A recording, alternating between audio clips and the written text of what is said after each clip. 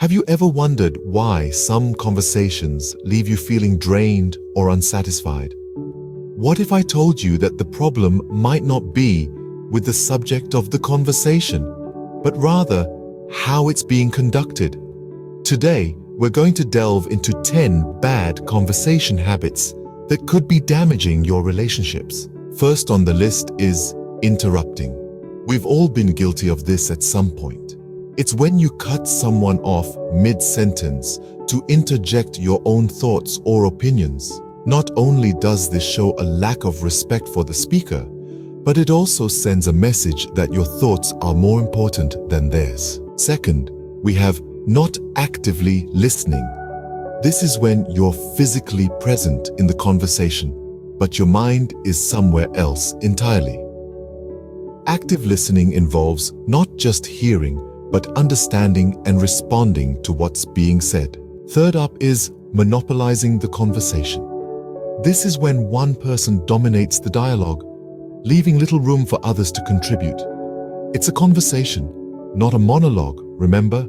Next, we have being overly defensive. This is when you treat every differing opinion or criticism as a personal attack.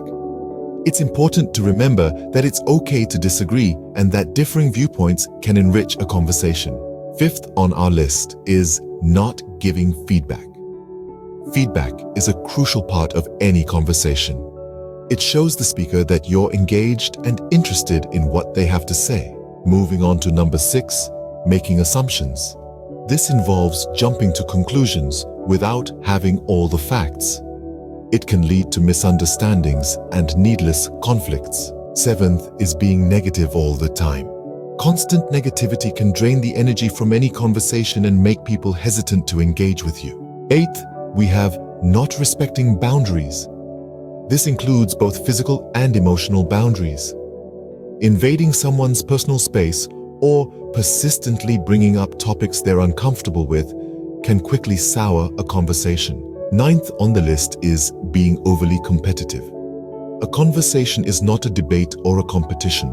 It's about sharing ideas and learning from one another. Finally, we have using conversation fillers.